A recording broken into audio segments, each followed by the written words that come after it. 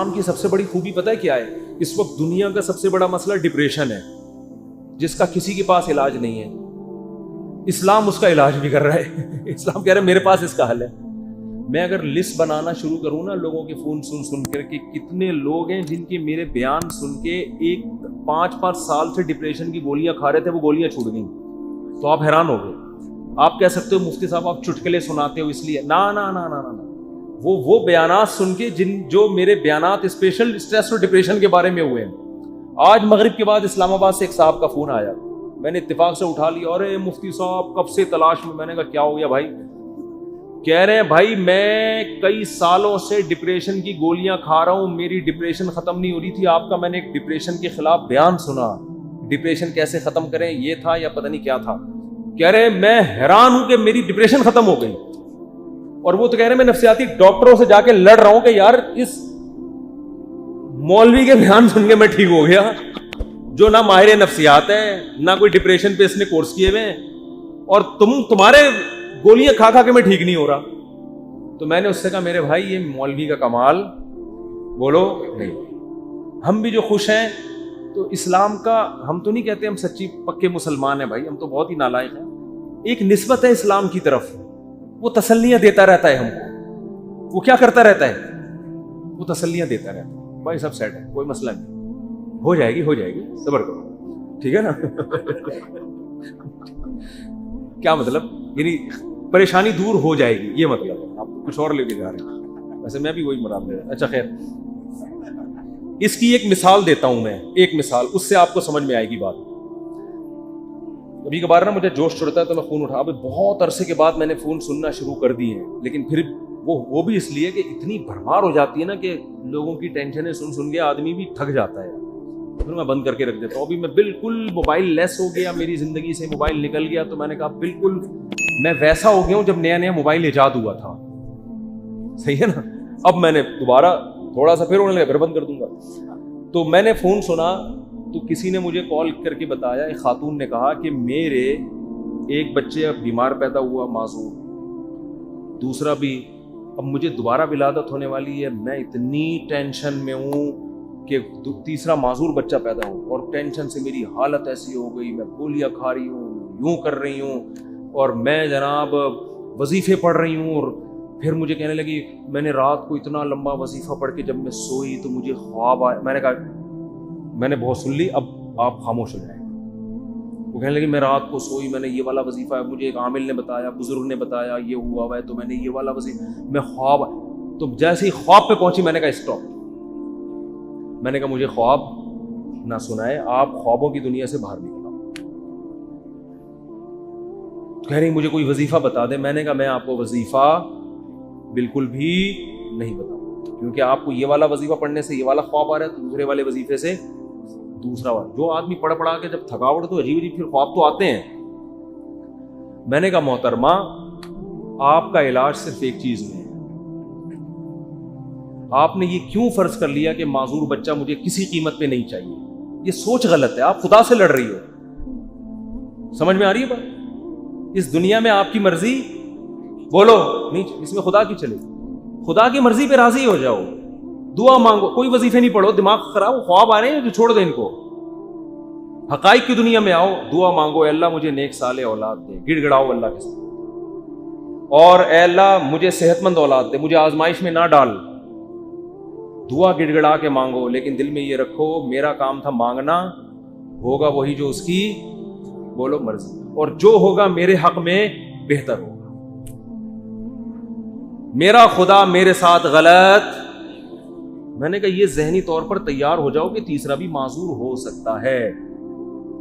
یہ کیا میری تو زندگی ایسی؟ میں نے کہا بھائی یہ زندگی کے لیے ہم پیدا ہی نہیں ہوئے ہیں، اصل ہماری کیا ہے؟ وَإِنَّ الدَّارَ الْآخِرَةَ لَهِيَ الْحَيَوَانُ، قرآن کہہ رہے ہیں اصل آخرت ہے، یہ دنیا تو مسافر خانہ ہے، وہ لانڈی جا رہے ہو، لٹک کے سفر کر رہے ہو، جگہ نہیں مل رہی، فون کر رہا ہے، W11 میں لٹک کے جا رہا ہے نا، W11 لانڈی جاتی ہے، کہاں جا رہی ہے آج کل؟ ٹاور تو جاتی ہے، اس سے آگے نہیں جا رہی، کیا فائدہ W11 کہ ہم فضائل سن ہیں۔ ایسا نباز سے آپ W11 میں بیٹھے، جگہ نہیں ملی، لٹک کے جا رہے ہیں، آپ گانوں کی آواز آپ کو کھڑکی سے ہوتی ہوئی آ رہی ہے، W11 میں تو لوگ گانے سننے کے لیے بیٹھتے ہیں۔ آپ کو مزہ ہی نہیں آ رہا, اور پھر پاؤں میں کھڑے ہوئے آپ, اب آپ ادھر فون کر رہے ہیں, ادھر فون کر رہے ہیں, مفتی صاحب کو کوئی وظیفہ بتا دیں, سیٹ مل جائے. میں کیا بولوں گا, ابے بھائی ٹاور اتر جائے گی گاڑی, صبر کر لے تھوڑا سا, جو بیٹھے ہوئے وہ بھی ٹاور پہ اتریں گے, تیرا باپ بھی ٹاور پہ اترے گا. تمیز سے اگر سمجھ میں نہیں آئے گی یہ بولوں گا نا, اتر جائے گا ٹاور پہ, صبر کر لے. وہ کہہ رہا نہیں, وہ اس کھڑکی میں جو بیٹھا ہوا اتنے مزے سے وہ تو سب کچھ دیکھ رہا ہے بھائی, کھڑکی میں ہوا بھی آ رہی ہے, اس کو کرایہ میں نے بھی اتنا دیا, خدا کیا نا انصافی کر رہا ہے, اس کو کھڑکی ڈرائیور کے ساتھ بٹھا دیا اور مجھے لٹکا دیا. خدا کہے گا بھائی وہ جو وہاں بیٹھا ہوا ہے نا, تو پھر بھی 2 منٹ میں آرام سے اتر کے چلا جائے گا, وہ جو وہاں گھسا ہوا ہے اس کو نکلتے نکلتے 2 دفعہ جیب کٹے گی اس کی.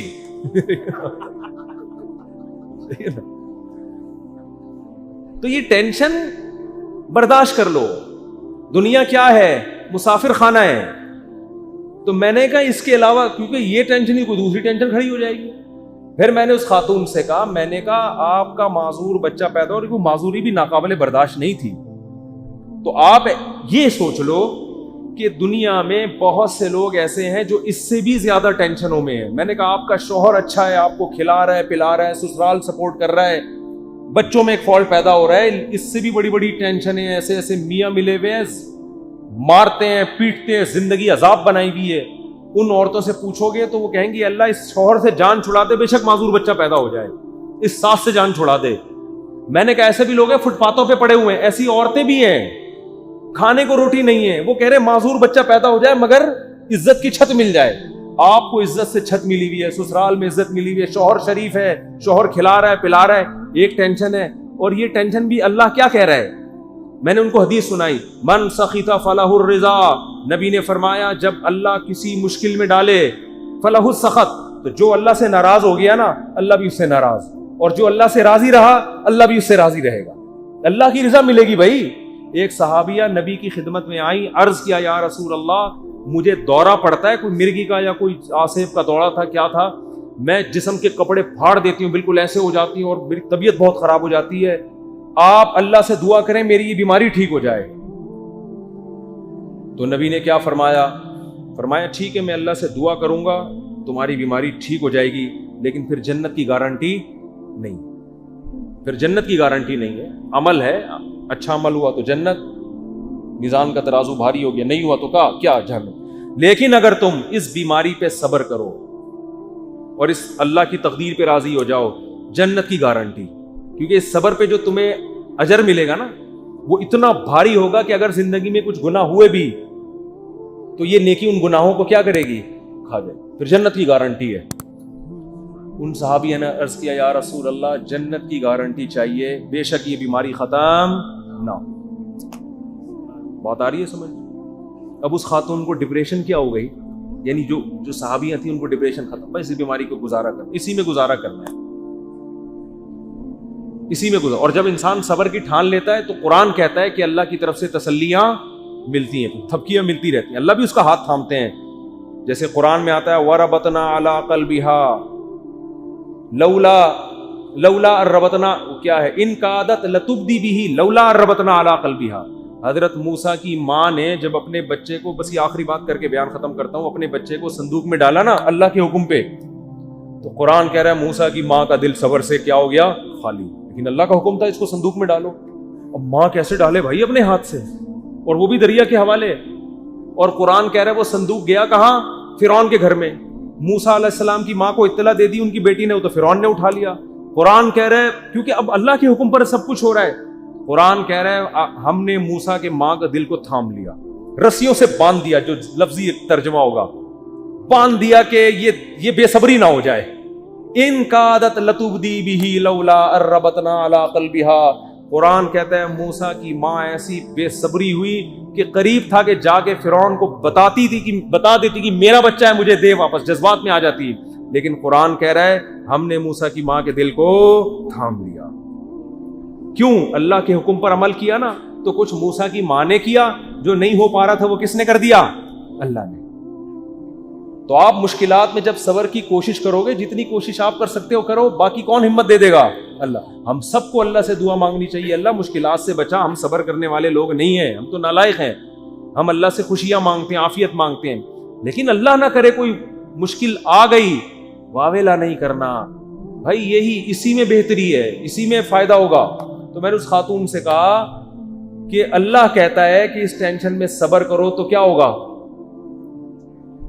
اللہ راضی ہو جائے گا, اس کا بہت اجر دے گا. میں نے کہا آپ کل بوڑھی ہو کے آپ نے مر جانا ہے, اگر آپ کے 3 بچے بالکل صحت مند پیدا ہوتے ہیں بھائی, تو کیا مرنے کے بعد یہ قبر میں ساتھ جائیں گے؟ قبر میں بچہ نہیں جائے گا, معذور بچوں پہ جو آپ نے صبر کیا یہ صبر کہاں جائے گا؟ قبر میں ساتھ جائے گا. صحت مند بچے ہوں, صبر کا موقع نہیں مل رہا, تو بچے تھوڑی جائیں گے قبر میں ساتھ. لیکن معذور بچے ہوں, آپ نے صبر کیا, تو وہ صبر قبر میں آپ کے ساتھ جائے گا. تو پھر انہوں نے ایک اور سوال کیا جو میں آپ لوگوں کو بتانا چاہتا ہوں. انہوں نے کہا لوگ مجھے کہتے ہیں کہ تم کوئی منحوس ہو, معاذ اللہ, نحوست ہے تمہارے اندر, کوئی گناہ ہوا ہے جس کی سزا تمہیں مل رہی ہے, معذور بچے پیدا ہو رہے ہیں. یہ لوگ بڑے تانے دیتے ہیں نا, بچے نہیں ہو رہے تو اس سے کوئی گناہ ہوا ہے, کوئی بیمار ہو گیا, فالج ہو گیا. دیکھا ہم تو کہتے تھے بندہ ہی ٹھیک نہیں ہے. میں نے ان سے کہا, میں نے کہا یہ بات لوگوں کی غلط ہے, اس کو نہ سنیں. ہاں توبہ استغفار تو ہر ایک کو کرنا چاہیے اپنا, اگر کوئی گناہ ہوا ہے تو اللہ سے توبہ کرے, معاف ہو جائے گا وہ. لیکن میں نے کہا قرآن میں کیا کہتا ہے, اَيَحْسَبُونَ أَنَّمَا نُمِدُّهُم بِهِ مِن مَّالٍ وَبَنِينَ نُسَارِعُ لَهُمْ فِي الْخَيْرَاتِ بَل لَّا يَشْعُرُونَ. نبی کے مقابلے میں جو بڑے بڑے کفار سردار تھے نا, جو نبی کی ایک نہیں مانتے تھے, ان کو قرآن نے کہا کہ کیا یہ سمجھتے ہیں کہ ہم نے جو ان کو مال اور کثرت سے صحت مند بیٹے دیے تو کیا ہم ان سے خوش ہیں؟ فرمایا نا نا نا, ہم اس سے خوش نہیں ہیں. ان کو پتہ نہیں ہے ہم ان کو دنیا میں نوازنا چاہتے ہیں تاکہ آخرت میں ان کا ہمارے پاس کوئی حصہ نہ رہے. اور نبی کو وہ تانا دیتے تھے کہ تم, آپ کا بیٹا نہیں ہے بھائی, نبی کو تانا دیتے تھے آپ کا بیٹا نہیں ہے کوئی, اور خود 10 11 بیٹے لے کے گھومتے تھے. میں نے کہا اگر یہ بیٹے کثرت سے ہونا اور صحت مند ہونا اس کی دلیل ہے کہ اللہ خوش ہے, اس کا مطلب اللہ ابو جہل سے بہت زیادہ خوش تھا. صحیح ہے نا, عتبہ ابن ولید سے اللہ بہت زیادہ خوش تھا. یہ خوشی کی دلیل نہیں, اس کا مطلب اللہ ہمارے سابق صدر تو ولی اللہ تھے. پھر تو ہمارے سابق صدر 5 سال کامیاب حکومت کر کے گئے ہیں, جو نہ ایوب خان کر سکا اور نہ کوئی اور تاریخ میں کوئی ہمارا سیاستدان جو اتنی محنت کے بعد اوپر تک پہنچا وہ بھی نہیں کر سکتا. 5 سال کامیاب ہوئے, تو کیا اس کی علامت ہے کہ اللہ کے ولی ہیں؟ وہ ہے نہیں ہے تو اللہ ہی بہتر جانے, لیکن یہ اس کی علامت نہیں ہے. بہرحال تو بھائی یہ آزمائش ہے, صبر کرنا ہے. تو یہ تو اسلام ہی بتا رہے ہیں, اسلام کے علاوہ نفسیاتی ڈاکٹروں کے پاس تو اس کا علاج نہیں. اگر کوئی اچھا ڈاکٹر ہوگا تو وہ بھی قرآن و سنت ہی کا حوالہ دے گا آپ کو. دماغی بیماری ہے بھائی, گولیوں سے تھوڑی بہت کور ہو جائے گی. بچھڑا ہوئے محبوب کا غم گولیوں سے ہلکا ہو جائے گا. ہلکا ایک آدمی کی شادی نہیں ہوئی جہاں وہ چاہ رہا تھا, وہ بھاگ گئی, ڈاکٹر ٹینشن کی گولیاں دے کے سلا دے گا. وہ جب اٹھے گا تھوڑے دن تک سیٹ رہے گا, اس کے بعد پھر یاد آئے گی. گولی کو کیا پتا کہ اس کے ساتھ اصل مسئلہ ہے کیا, گولی کو کیا پتا اس کے ساتھ اصل مسئلہ ہے کیا. گولی کو تھوڑی پتا ہے, وہ ٹینشن کی گولی تو سلا دے گی, تھوڑے کیمیکل اوپر نیچے کر دے گی, اس سے تھوڑا سا ریلیکس ہو جائیں گے آپ. پھر جب خیال آئے گا یار وہ پھر آئے گی, تو پھر وہ ڈاکٹر پھر سلا دے گا آپ کو ٹیکا لگا کے. ڈاکٹر بیچارہ وہ اپنی لحاظ سے صحیح کر رہا ہے, وہ کہہ رہا ہے میرے پاس تو یہ آپشن ہے, میری جب بھاگی تھی تو میں نے بھی یہی کیا تھا. یہی ہے, یہ حل نہیں ہے. دماغ میں ٹینشن سے جو بیماری پیدا ہوئی ہے تو اس کا علاج کیا ہے بھائی؟ ٹینشن سے تو نکلو. پہلے آپ کو اچار کھانے سے گلا خراب ہوا تو اب گلا ٹھیک جب تک نہیں ہوگا جب تک پہلے اچار کھانا چھوڑو گے نہیں. وہ کھا رہے ہو آپ اور پھر غرارے بھی کر رہے ہو, گلا تو عجیب کنفیوز ہو جائے گا, یار یہ ہو کیا رہا ہے میرے ساتھ. تو اس ٹینشن سے تو یہی حل ہے. اب یا تو ٹینشن کا حل یہ کہ وہ بھاگی بھی واپس لے آؤ, وہ ڈاکٹر کے بس میں ہوتا نہیں, یا اس کے ابا مان جائیں, وہ کسی کے بس میں نہیں ہوتا. تو پھر یہی ہے بھائی, دنیا مسافر خانہ ہے گئی, تو ویسے بھی بڈھے ہو جانے تھے. بڈھوں کو دیکھ لیا کرو جو ان کے پرانے جو بوڑھے ہو چکے ہیں نا, وہ لیلا مجنو کو سوچ لیا کرو, لیلا کس قبر میں سو رہی ہے اور مجنو کس قبر میں سو رہا ہے. اب کوئی آپس میں ریلیشن ہے؟ کوئی پتھر سے نہ مارے میرے دیوانے کو, بم کا زمانہ ہے اڑا دو سالے کو, کوئی ہے ایسا ریلیشن آپس میں؟ کچھ بھی نہیں ہے, سب فینش. ڈپریشن کا علاج تو اسلام کے علاوہ کسی کے پاس ہے, آخرت ہے بھائی. اسی آخرت کے تصور نے حضرت جابر بن عبداللہ تھے یا معاذ ابن جبل تھے, موت کے وقت آنسو نکال دیے ان کی آنکھوں سے. لوگوں نے کہا مر رہے ہیں اس لیے دنیا سے جانے کا غم ہے. فرمایا نہیں نہیں نہیں نہیں نہیں, دنیا میں جو اللہ کے لیے ٹینشنیں اٹھاتا تھا ان ٹینشنوں کے ختم ہونے کا غم ہے. دیکھو ٹینشن میں آدمی خودکشی کرتا ہے اور خوش ہوتا ہے ٹینشنیں ختم. صحابی موت کے وقت غم زدہ ہیں کہ ٹینشنیں ختم ہو رہی ہیں. عجیب بات ہے کہ نہیں ہے؟ کیوں؟ وہ تو کہہ رہے ہیں اب تو بدلے کا وقت ہے, اب تو جنت ہے. وہ ٹینشنیں جو اللہ کے لیے وہ جنت میں تو ملیں گی نہیں. کسی نے پوچھا کیا ٹینشن؟ کہا کہ شدید گرمی میں روزے رکھتا تھا, بھوک پیاس اللہ کے لیے برداشت کرتا تھا. اس بھوک اور پیاس کی ٹینشن میں جو ایک سکون ملتا تھا کہ میرا رب مجھے دیکھ رہا ہے. افطاری میں جب آپ شدید بھوکے پیاسے ہوتے ہیں, مجھے تو بڑا اچھا لگتا ہے جب گرمیوں کے روزے, تو کم گرمیاں ہو گئی, بچپن میں جو چھوٹے تھے نا اس کو گرمیوں کے روزے تھے بہت شدید. اب تو اے سی آ گئے گھروں میں, سہولتیں ہو گئی, اس وقت بہت کم ہوتی تھی. ہم تو چھوٹے بہت کم عمری میں ہم نے روزے شروع کر دیے تھے. ہمیں یاد ہے اس وقت شدید گرمی میں کراچی کی جون کے روزے ہم اسکول میں رکھ کے آتے تھے تو نا شدید پیاس سے ڈھال ہوتے تھے. 1 یا 2 بجے کا ٹائم ہوتا تھا, پھر ہم نکل جاتے تھے محلے میں. تھڑے نہیں ہوتے, پیپل کا درخت تھا, اس کے نیچے ایک تھڑا تھا, 2-4 درخت تھے, وہاں تھڑے پہ سارے روزے دار آ کے لیٹے, کوئی یوں پڑا ہوا ہے, کوئی یوں پڑا. ہماری مسجد کے امام صاحب آ کے لیٹ جاتے تھے, لڑکوں سے بولتے جا بھائی ٹھنڈا پانی لے کر آ میرے سر پہ ڈال. تو لڑکے مسجد کے امام کی خدمت کر رہے ہوتے, ان کے سروں پہ ٹھنڈے پانی کچھ جو بچ گیا وہ اپنے اوپر تولیے گیلے کر کے. اتنی پیاس لگتی تھی. پیدل, اسکول بھی ہمارا بہت دور تھا, پیدل جا رہے ہیں پیدل آ رہے ہیں. اب پڑے میں کوئی کام نہیں ہو رہا, لیکن اللہ کو یہ ادا پسند نہیں آئے گی کہ یار یہ آخرت پہ صرف زبان سے یقین نہیں رکھتے, اپنے عمل سے بتا رہے ہیں کہ ہم آخرت کو مان. پھر ہم نہانے جاتے تھے نا, ہمیں اندازہ ہوتا کتنا ٹھنڈا پانی اوپر گرتا تھا, ایک قطرہ حلق میں نہیں نگل رہے. حالانکہ اب نگل لیں گے تو کوئی دیکھنے والا نہیں, لیکن نہیں بھائی, بتا ابا نے اماں نے, بھائی بہت لوگوں کو اپریشیٹ کرنے کے لیے میرا خیال ہے ٹھیک کام ہے.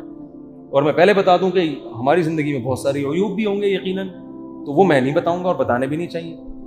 تو اس لیے یہ نہ سمجھیں کہ بہت ہی کوئی پہنچے ہوئے ولی اللہ ہے, ایسے ہی ہیں جیسے آپ لوگ ہیں, ٹھیک ہے نا. اور ہو سکتا ہے